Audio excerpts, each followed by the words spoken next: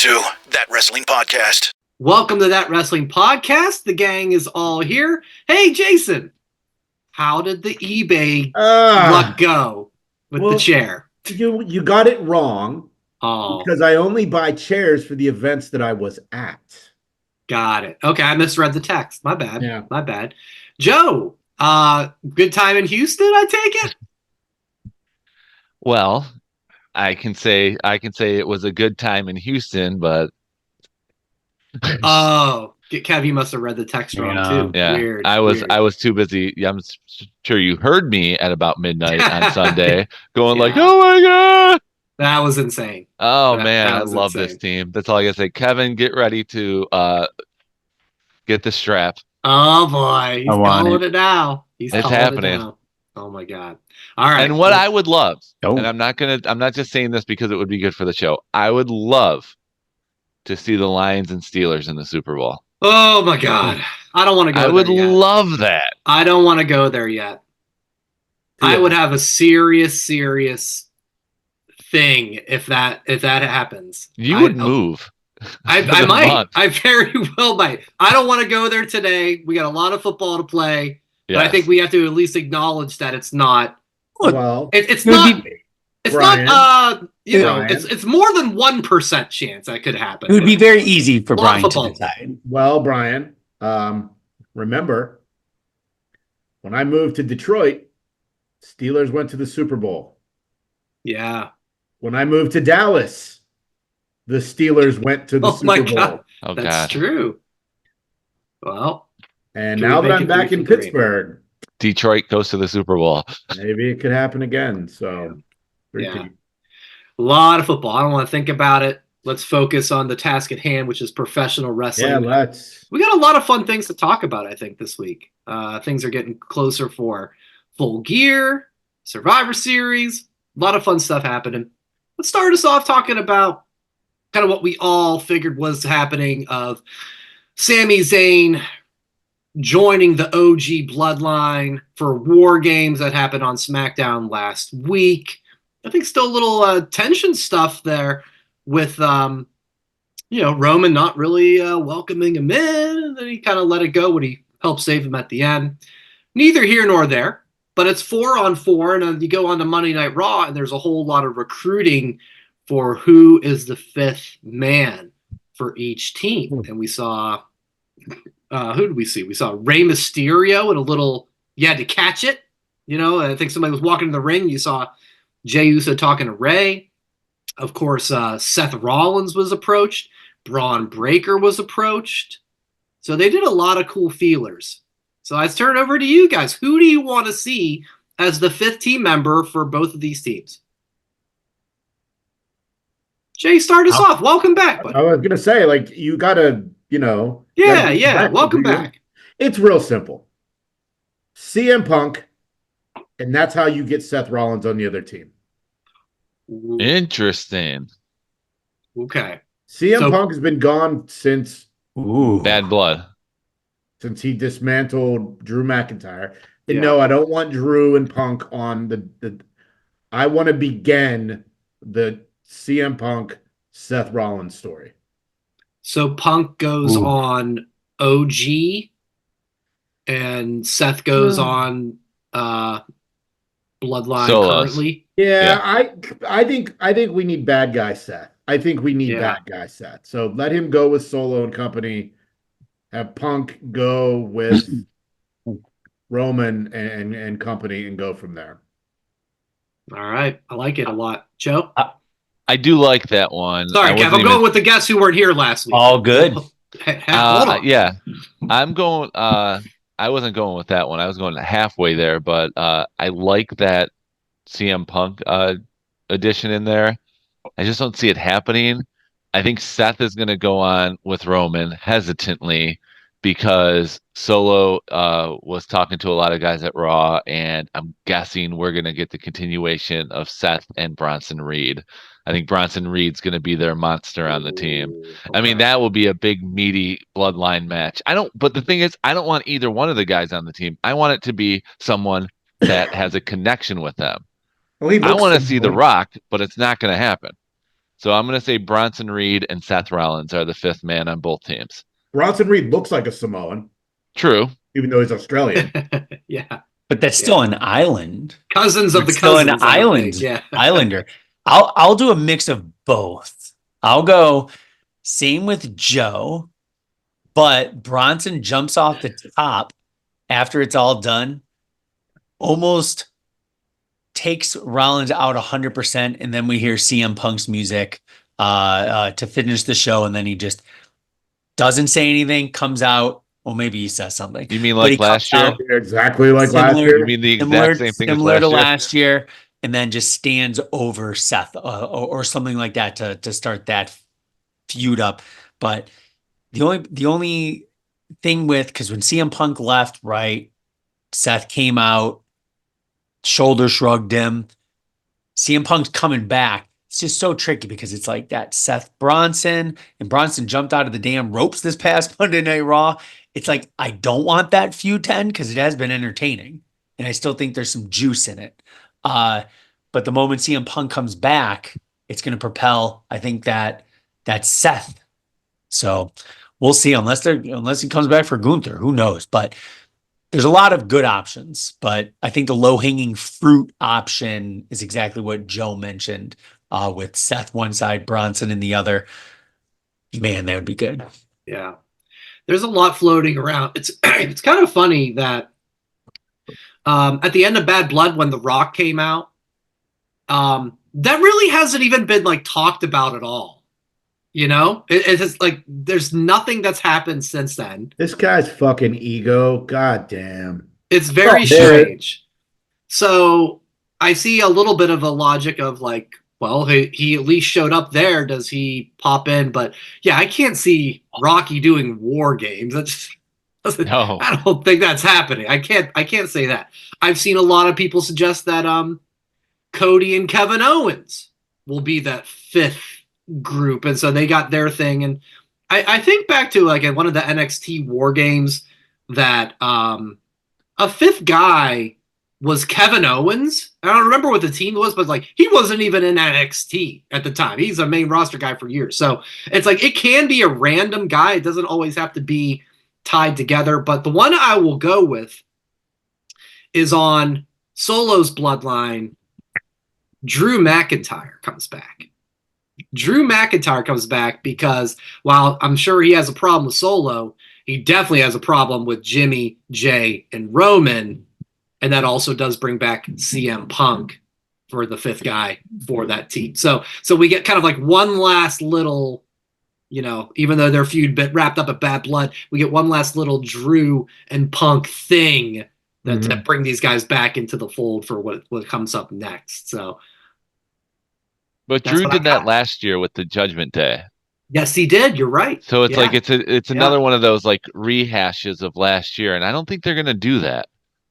The only thing, because usually feuds end in Hell in a Cell, right?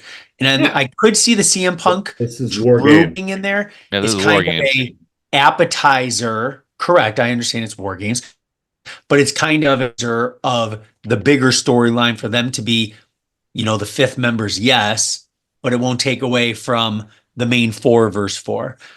Jay, you mentioned The Rock having a big ego. Him GQ Man of the Year 2024. How many times are we going to have to hear that when he comes back?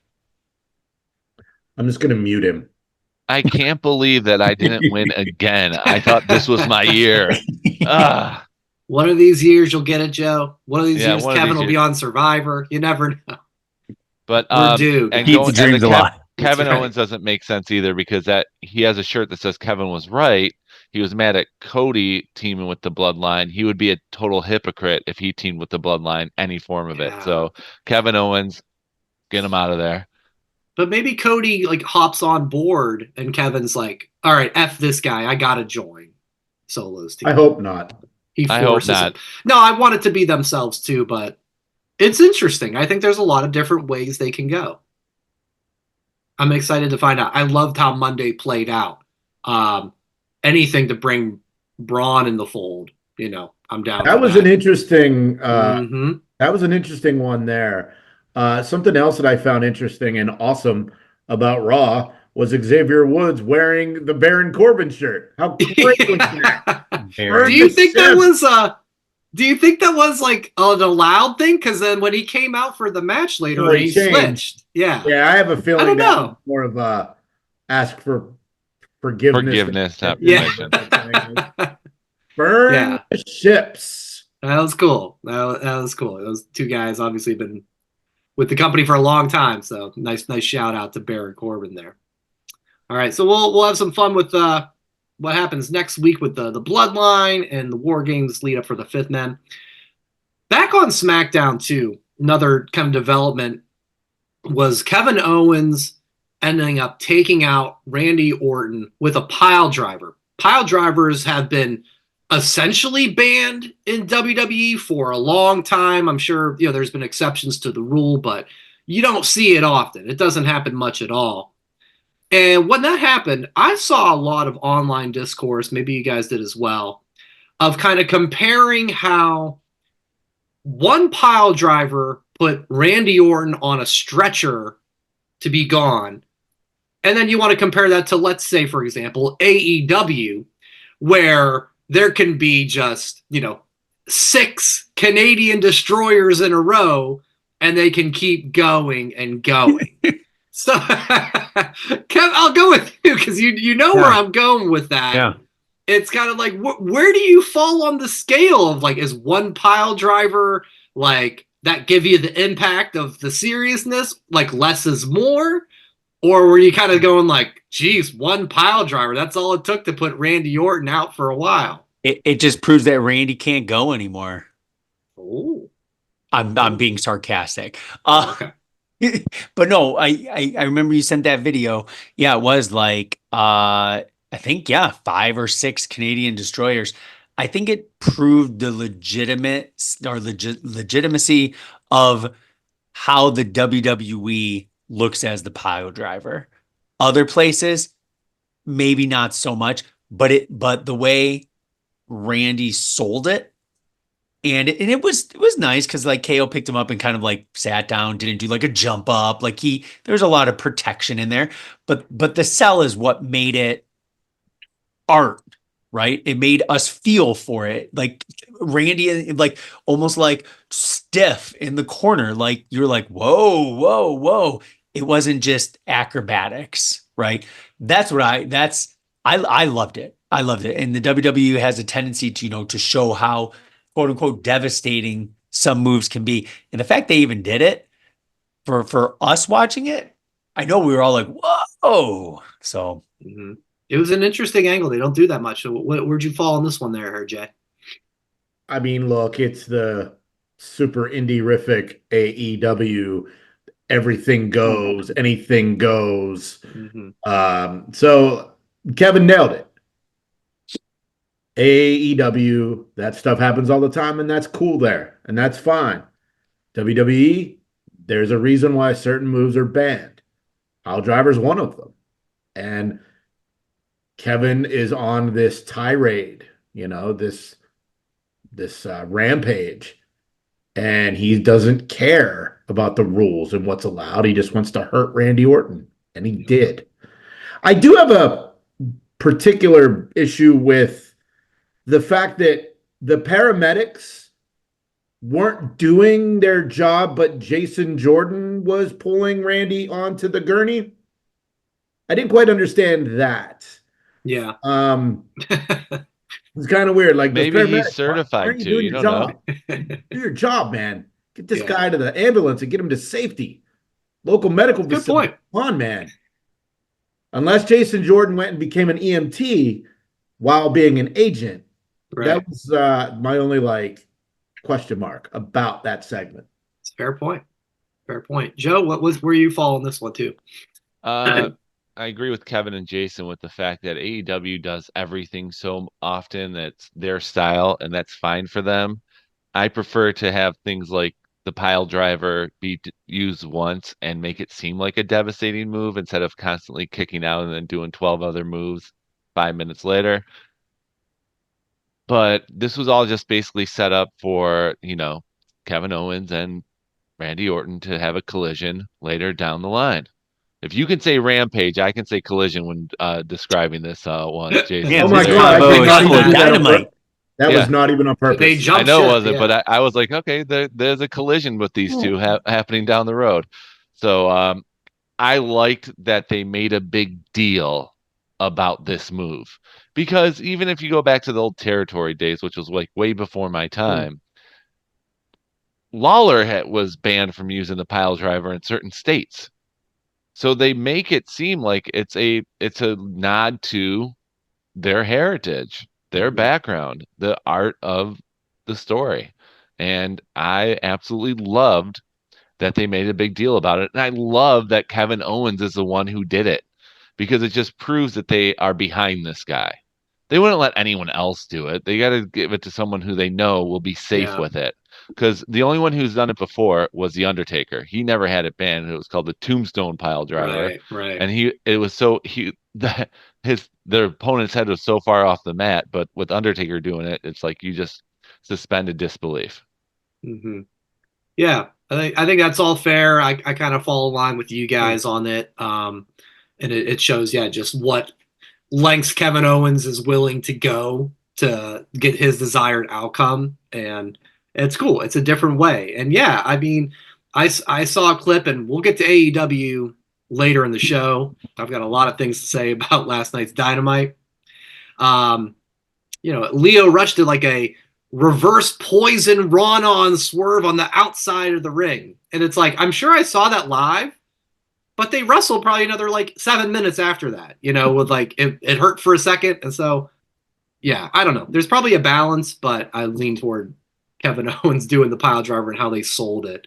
I thought went really well. So anybody who was like, oh, that's so weak, different strokes for different folks, but not for me. Also, we had the announcement, and this has been rumored for a while, of new Women's United States Championship. We had Nick Aldis make the announcement. Not a lot of details known about how it's going to go down. The only thing I have read and seen is that it's eligible for any of the women's roster on Raw and SmackDown. So, guys, now that it's here, I guess first off I should ask, is it a good idea? We've talked about the so many championships, but the women haven't had a mid-card title on the main roster. So I'd love to get your thoughts on if you think good idea, not a needed idea. And then now that it's here, how should it be decided? Like, what kind of match would you do, and who would be your winner? So, Jay, you got it? Yeah. I'm glad they're doing it, but it just needs to be one. We don't need a women's intercontinental title to go with it. Yeah. The way you determine your winner is the Mae Young Classic. Oh, great idea. Open it up to all the brands. Great throw idea. some TNA women in there. Make it like March Madness, 64. That's a great idea. Well, 64 is a bit much. We'll say 16. Yeah, Sweet 16 is good. And my winner would be Sol Ruca. Damn. Ooh. Love it. All right, we'll skip Joe and Kevin and me because that's the winner. I really like that idea, Jay. But what you got? Anybody else got anything good that's even half as good as that? I was going to say a tournament, but Jay's way better than me with throwing out the Mae Young.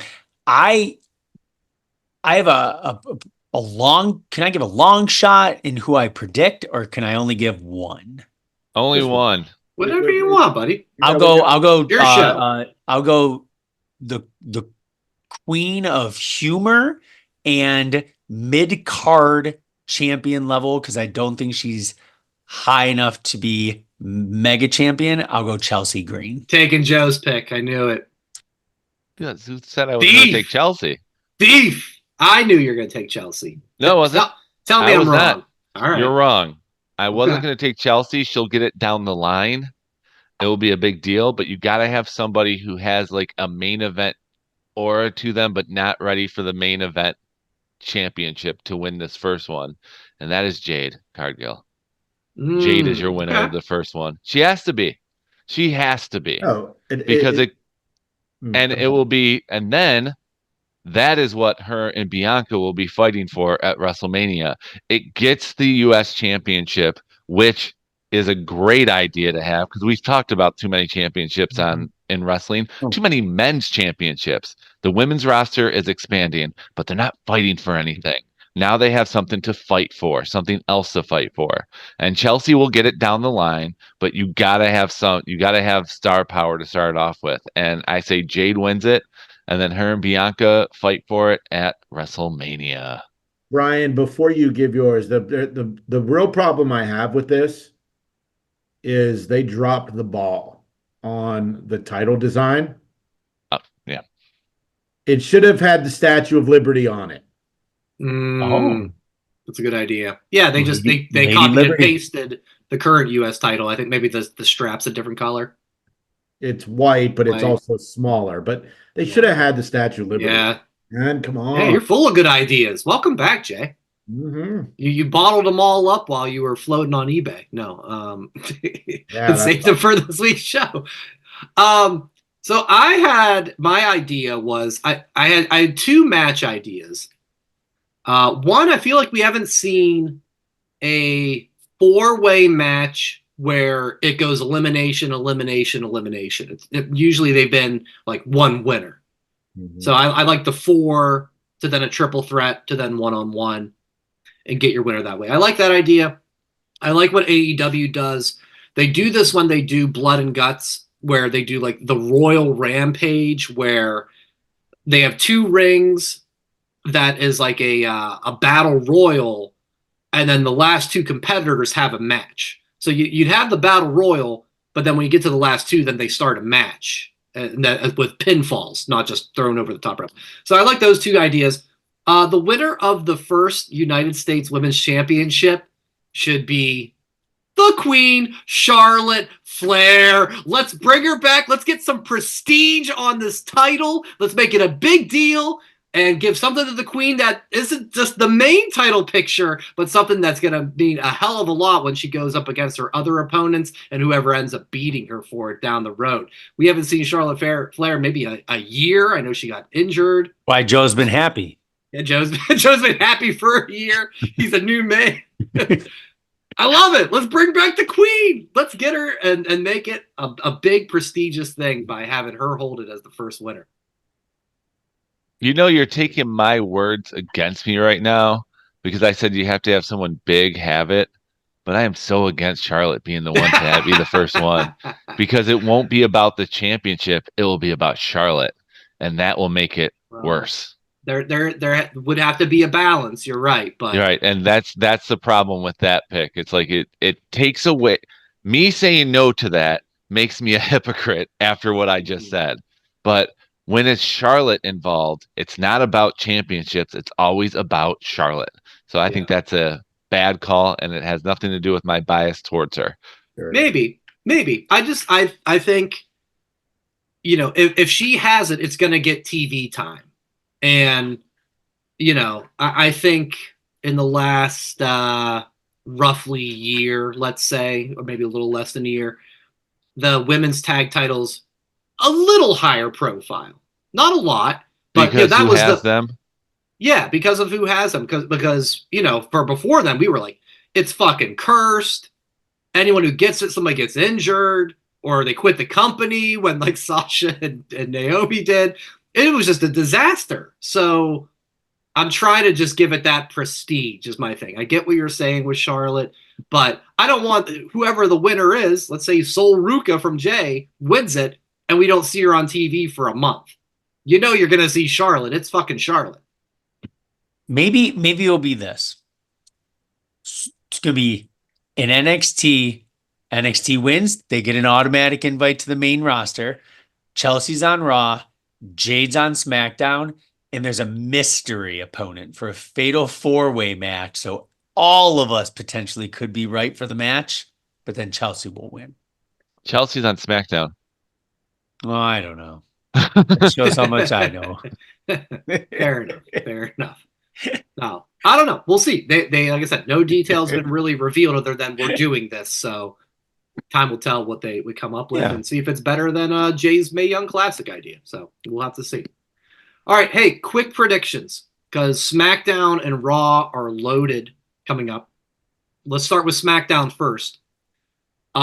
Two matches. I omitted one on my rundown, guys, but we have two title matches. We have Nia Jax defending against Naomi, and we've got the Motor City Machine Guns challenging the Street Profits. Quick going around, who wins, what happens? Kev, I'll start with you. Both matches you want me to predict? Yeah. Just tell me who wins I either of think these. Yes. Nia will win, and it's going to lead to shenanigans, just like in previous weeks at the end. And Motor City Machine Guns have to win. That's why I will say they have to, just for the fact where they can't lose because they're just so newly minted champs. Joe? Both champs retain. All right. Jay? Street Profits are going to win the titles. Mm-hmm. And they're going to turn heel. Mm-hmm. And it's going to be awesome. And hopefully that Motor City Machine Gun shirt never sees the day again. It goes into the terrible. It gets buried with all like the Atari ET versions in the desert. Netflix documentary on that awful T-shirt. And the Y2 AJ shirts. Those are all gone too. And the AJ that looked like man juice. Remember that one? It was like and white. TNA? Yeah. Yeah, I don't know, but it was just like the AJ, shirt. and it was just white letters that was like splooge, for lack of a better term. I might have that one. Yeah. It was a bad shirt. That was when they were trying to be like, we're gonna get a tap out or Ed Hardy shirt with AJ, and bad look. Not a good shirt. And who's the other one? I forget. I said Nia Jax and Naomi. I think Tiffany cashes in. Well, damn, that's a SmackDown we gotta watch. Okay. To watch it anyway. I'm going, but I'm a wrestling podcast. Paul versus Mike sounds about right. Man.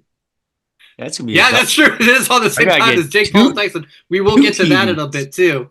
I think Nia wins. Yeah, there's still another thing of outside stuff with Tiffany floating around, but I don't see Naomi taking it. The Street Profits one's really interesting because it's one of those. I've been seeing things online of them like kind of being like, how many times are we going to be number one contenders? Like, this has got to be it. It's now or never sort of thing. Montez doing an interview, I remember saying how he felt like he's just been like starting and stopping with the team. So yeah, I kind of feel like the other thing about this one is I think you guys might have saw last week how Gargano and Ciampa was kind of like as Gargano was kind of dabbing him up in the back, the machine guns. Ciampa's like, what are you doing? Like, they're taking our spot. Yeah. That maybe he does a little something to the guns to help the Street Profits. So yeah, I'll go with that one too. It's like what I did to you guys in Cleveland when you were talking to Whip and those guys. I didn't know who they were. I'm like, what the fuck are you doing? I'm talking to these other podcast guys. Like, what yeah, and look how it turned out. We're all friends now. Yeah. So that's great. And then on Raw, we got two big matches. We got Braun Breaker IC title versus Sheamus. Seth Rollins, Bronson Reed rematch as well. Kev, I don't know what you just said. Huh? That's about like what Braun was telling Sheamus in the back. Oh, that was funny. Yes, that was funny. That was funny. So good. I think Sheamus is going to have the biggest welt on his abdomen area from, I hope, is one of the biggest spears we see in the history of Braun. I think Braun's gonna win decisively. Even though like on paper I would love to see it keep going, but I think Braun's gonna put a whooping. And the only reason I want Bronson Reed to beat Seth is because I want Bronson to stand over Seth on a big stage, because Seth got the last big win. Yep. If they're flirting that it's keeping going, Seth can't win. There's no way Seth can win. If Seth beats him, then that awesome fiasco back and forth this past Monday night with Braun, random, security guard and just going back and forth, it's all for nothing. So I want Bronson I want Braun to put a beat down decisively, and I want Bronson to do the same. Big night for guys named Braun. Joe, you feel the same? I'm feeling the same. Yeah. Breaker's got to win. Sheamus, if he's ever going to get that IC title, have it happen at Mania. And the other one is going to be Bronson Reed has to win so the feud continues, and then they're both on the War Games team. Like, have Solo interfere on behalf of Bronson Reed to set that one up. Yeah, I don't know. He turned him down on the end of Raw. When Yeah, he invited him on the team, and Seth did get in Solo's face, and like, he is a tribal chief, and you don't disrespect the tribal chief. So, yep, that's how that should play out. That is true, because once that match happens, there's only one more Raw before Survivor Series. Right. So something's gonna have to kick into gear on that show. It's gonna be the fifth man's gonna be R-Truth. I hope not. Or he'll think he's a fifth man. He might think it's more likely. Jay, what's happening on this Raw? I don't know, man. I feel like it's pretty much written in the cards, and we're not actually picking, so I'm not going to go on a risk or risky pick like I do when it's when it counts. But yeah, I just think it's going to be the same old. Braun will retain. Bronson and Seth will do something to lead to the next one. So. Okay. Yeah, I'm with you guys really of like, yeah, Braun's gonna win, be a fun match, be a really fun match, but yeah, he needs that title now for a while. And yeah, that of all these ones, I am most passionate about Bronson Reed needs the win. Needs the win. Like everything with this feud's been a lot of fun, but if you want him to be a guy that's gonna be a main player down the road, you got to give him this win. He can't just have like the tsunamis that put him on the shelf. He's got to get a W. So I don't care if there's interference that helps him. That's fine. But I want him to have his hand raised at the end of that match. So that's the only one I'm really, really rooting for of any of those matches. But yeah, should be a lot of fun. Let's move on to AEW. Before we get into Dynamite, there was a really interesting interview with Jon Moxley in the New York Post, talking about just what his goals are with AEW, and it was a very interesting article because I felt it very much blurred the lines of how his character is and the death triangle of like taking over AEW, and this is how it has to be. But there was a lot of questions that really were talking about the company itself. Moxley acknowledging, and it's a long article. There's a lot to take from it, but he says basically that AEW needed a hard reset. He acknowledged that AEW lately has been a, quote, mountain of shit. Okay, that's a good one. And he told the story of a talent backstage going to do an interview, and they didn't feel like they were prepared, and that talent kind of said, it's the bottom of the card, it doesn't matter, and him taking great offense to that. He said that you talk about the analogy of like, go climb the ladder to get to the top, saying that in AEW right now, there is no ladder, and we're going to fix that. So that feels like a very, not storyline point. He's talking about the company itself. There's a lot to unpack there, guys. What are your takeaways when you read this? What did you take from this? There's a lot going on. Who's to say it's not storyline? I'm not saying, other than a couple little things, but it all can thread in because of how it is right now with him. You're right. The whole seizing the superstation. Oh boy. No. We'll get to that. Look, I mean, if this is that, blurring the line, cool. But it sounds like this is what the fucking story is of what the Death Riders are going to be. This is what they're here for. Mm-hmm. I forgot he was the champion. I literally forgot he was the champ until they said Orange Cassidy brought up what was in the briefcase, which I wasn't. Hi, Brian. That was a great fucking promo from Orange Cassidy. I loved that promo. The chess references and the pawns and The guy never fucking talks. And he's in black now. There's a reason. God damn, that was an Wow. awesome promo. Anyway, I feel like this is all storyline. And yeah. All right. Okay, and that very well may be the case. Joe, what's your takeaways from this? Well, when I first read it, I was like, man, slow news day, because that was way too much information for this. But yeah, it's a storyline. It's a good storyline. I did say 2 weeks ago, I want this to last a year.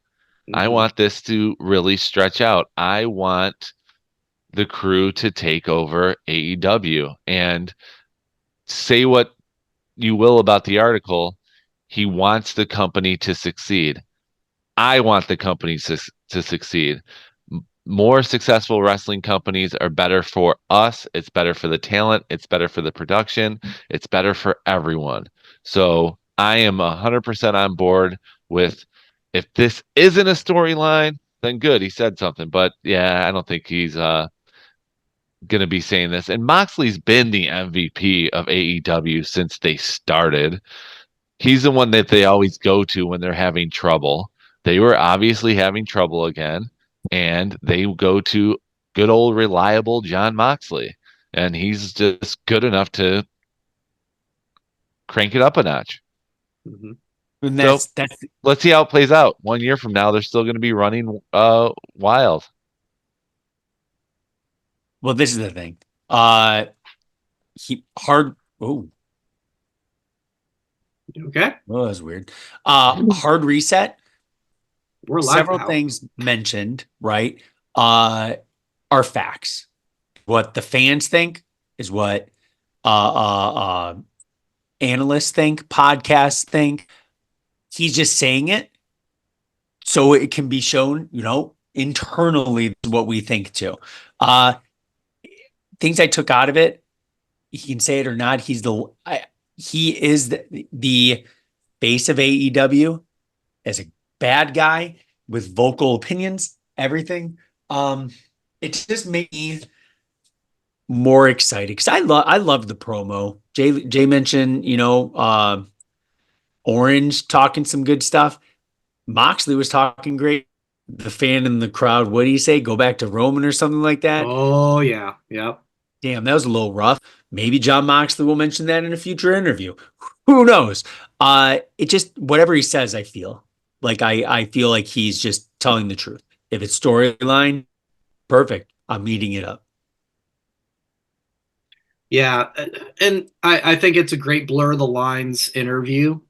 Not sure which way it goes. The one thing that I took away, I didn't mention, that I think, okay, this was clearly how he feels. It doesn't really fit the story, I would say, is said the authors saying, he said the company may have been so successful that it, quote, broke through the dirt, end quote, quicker than it was able to effectively handle.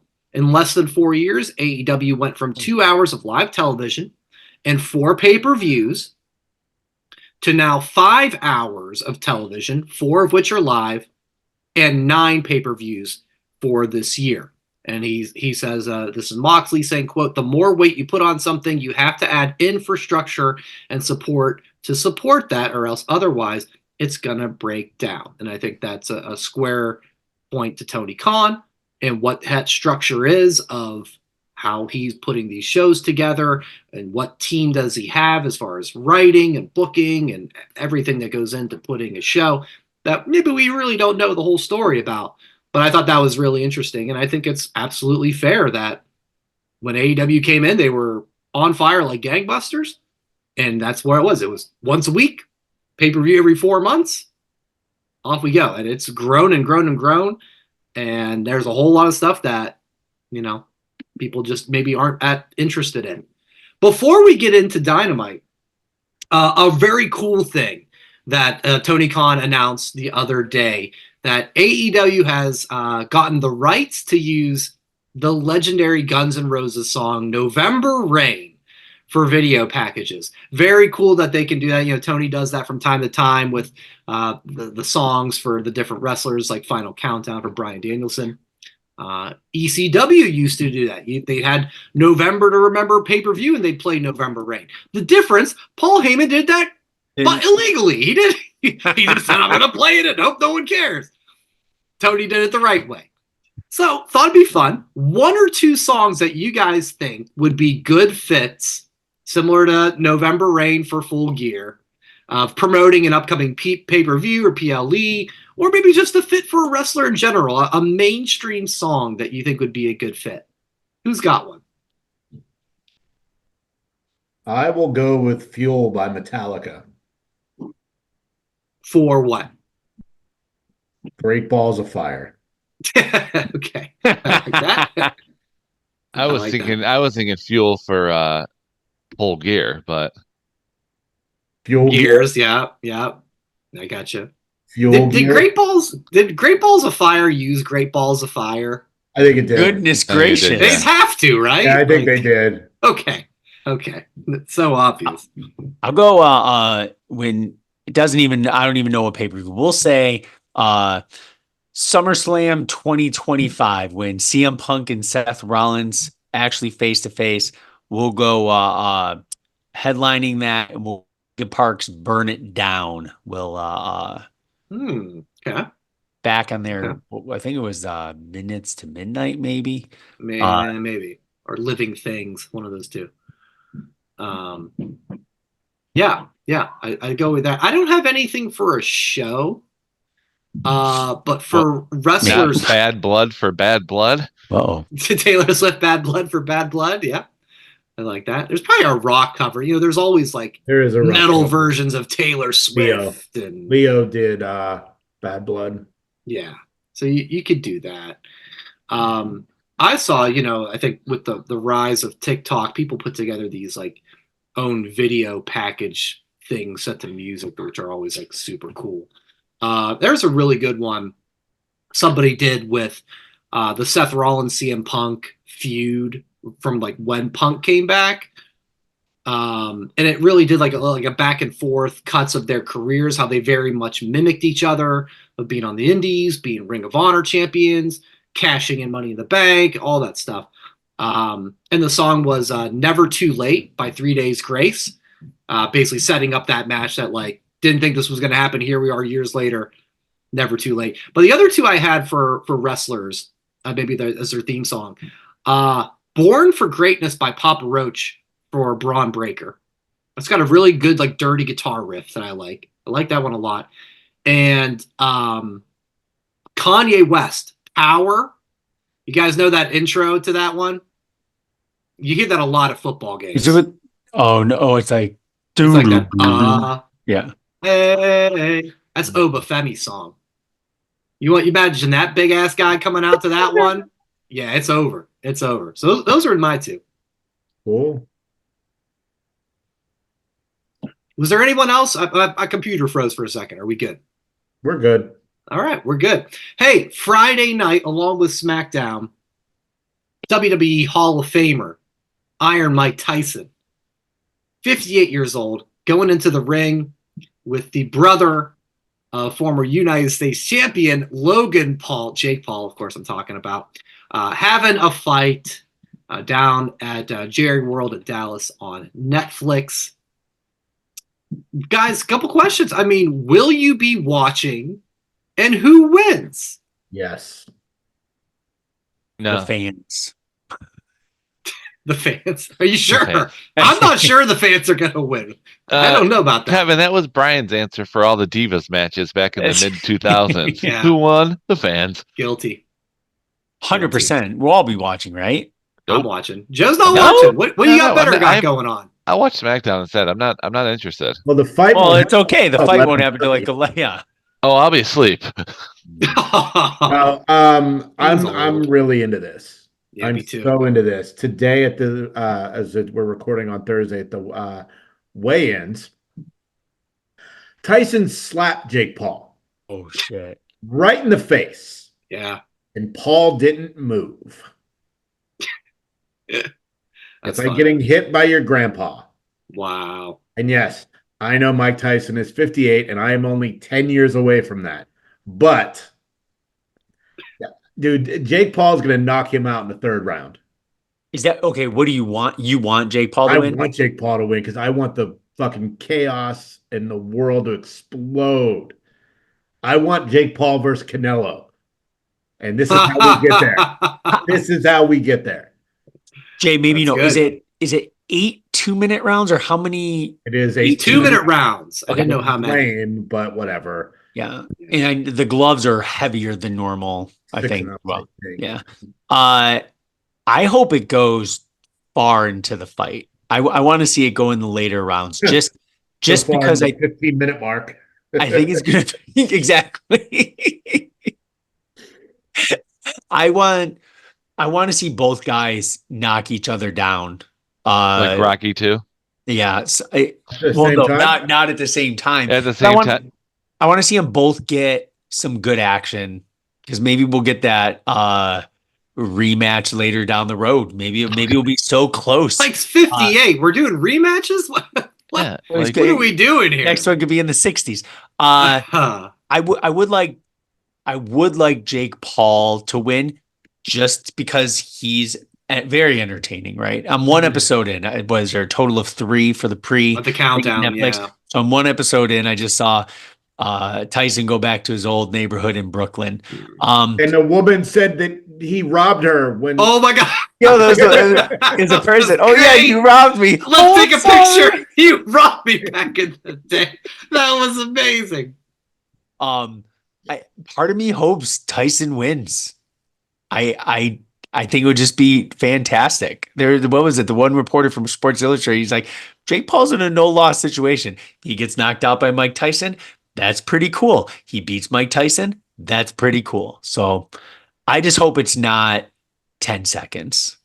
Like, I just hope it's not Jake Paul goes up there and wallops him. Yeah. Yeah, I think if Mike's going to win, it's got to be within 2 rounds. I can't imagine how much stamina. He could probably have a nice couple bursts, but after 2 rounds, he's probably going to be tired as hell. This is the fight from Rocky Balboa. Yes, That's what this is. Yeah. It's going to be Jake Paul is a businessman, and he's going to be like, taking it easy on him just so they can go a couple rounds, and then he's going to end it. Yeah, that's what's going to happen. You don't go to Jerry's World and just have a 10-second match. That happened in the 80s with Tyson, where he didn't care about he knew his show was having quick matches, so he just took care of business. Not they say, oh, he's the baddest man on the planet. Is he still?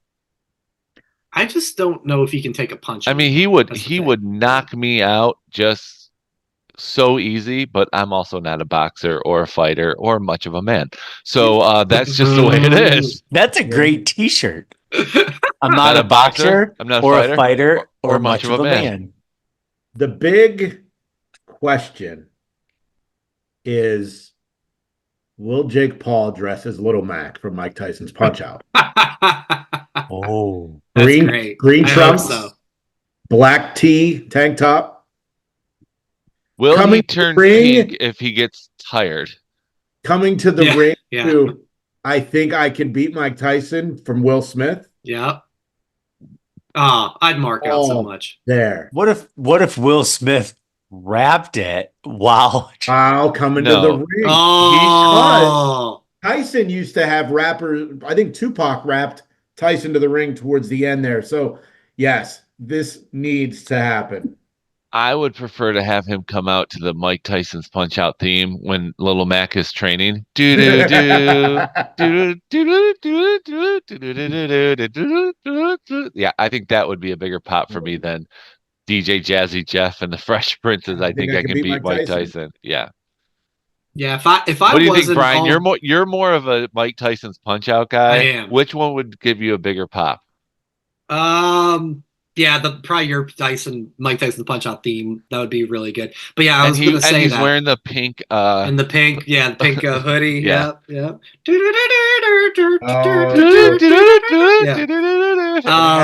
And have like a big fat guy on a bike. Like, Make it a show. Why not? I tell you, this isn't man, a real fight. If I wasn't invested, because I already was, but when I watched the first episode of that countdown and how they showed Jake Paul playing Punch-Out, and they did all the little things to get kids like me invested of, let me blow into this cartridge, make it work. Let me hit the TV to make it work. Hey, it works. And what happens? Very first punch Mike Tyson hits you, you're done. You get knocked out. And I was just like, God damn, this is my shit. This is my shit. So I hope Mike wins. I don't care either way. Like, I just don't want anybody to get seriously hurt or whatever. Co-main event is gonna be good. Katie, yeah, the girls are great. Toronto. They've already fought once.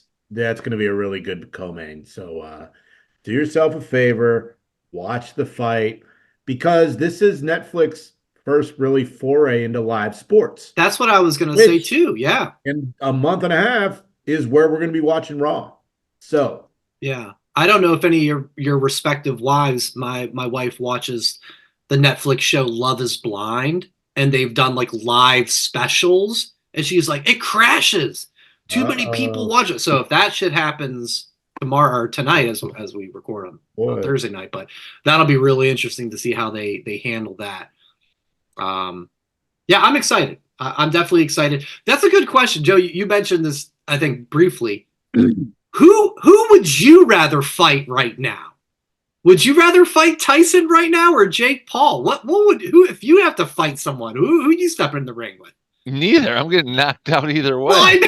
Well, who do you think you got a better chance at? That's a good question. Kev, you're thinking here. I am.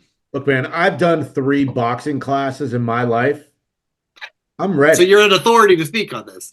Yes. Have you guys ever done a boxing workout? It is I've done boxing workouts. They suck. Because, I mean, from the warm-up, like where I did it, you do 10 minutes of jump rope as the warm-up. And that shit is insane. And then the actual it is, I love it. It's so much fun, but like, I mean, just there's a feeling of when you hit the bag perfect. It's just like electricity just go. Oh, it's such a cool ass feeling. And I couldn't imagine what it would be like to punch someone in the face. Like if hitting the bag is electric, punching someone in the face must be like a fucking orgasm. Like, I don't know. Jay, how tall are you? 5'10", 5'11". You're Mike Tyson's exact height. You'd be going eye to eye against Mike, and Jake Paul is 6'1". Yeah. I to be perfectly honest, if you put us individually all in a ring against Mike Tyson, all of us are getting knocked out. Like a 4-on-1 fight? Oh, 4-on-1. That's the only chance we have, guys. I don't think so. I'd still take Mike. I'd bet on Mike. I think Yeah, because it would turn 3-on-1 because I would get out of the ring and run away. I think that I would be seriously injured by either. Yeah. Because I feel like Jake has more strength, but I think Mike would just hit me with a couple liver shots and Yeah. It'd just be the intimidation factor of Mike. Like, I'm sorry. I know he's the stare down where he just goes like this. Yeah, where he does that. Yeah. I'd be like, okay, I'm done. And my ears are already so small. If he bit off a piece, the whole ear would be gone. I think Jake said that at the press conference. He goes, I'm wearing an ear guard. Yeah. So that's fun. I will say this, enough analysis on this, but Jake Paul has really only fought MMA fighters that, have crossed over, like Nate Diaz and Tyron Woodley. Like, he really hasn't fought like actual professional boxers. So Mike is old as hell, but at least he's an actual boxer. So I don't know. That's a little wild card there for you, I guess. He fought Tyson Fury's brother and lost. Okay. Yeah. So that's okay. one He lost. big legitimate boxer. Yeah. So a brother of a good boxer. Yeah. So yeah, I don't know. I just hope it's okay. I don't care who wins. I hope no one gets seriously hurt. I hope it's entertaining itself. But yes, goddamn, I will be watching. Oh yeah. All right, You have a youtube.com Mike Tyson t-shirt. I know I was going to wear it T-shirt. tonight, and it's a Gotta little wear too it. cold in my basement. I'll wear it Get it tomorrow. washed for tomorrow. I'll wear it. That's a good idea, Kev. Thank you. All right, it's youtube.com/That Wrestling Podcast, at That WrestlePod for all the social media, whatamaneuver.net for all your merchandise needs. Enjoy Jake Paul and Mike Tyson and Collision and SmackDown and everything else that's going on this weekend. As always, thanks for listening. Thanks for watching. We will talk to you next week. Thanks for watching That Wrestling Podcast on YouTube. Make sure to subscribe to the channel. And for more That Wrestling Podcast content, follow @ThatWrestlePod on social media.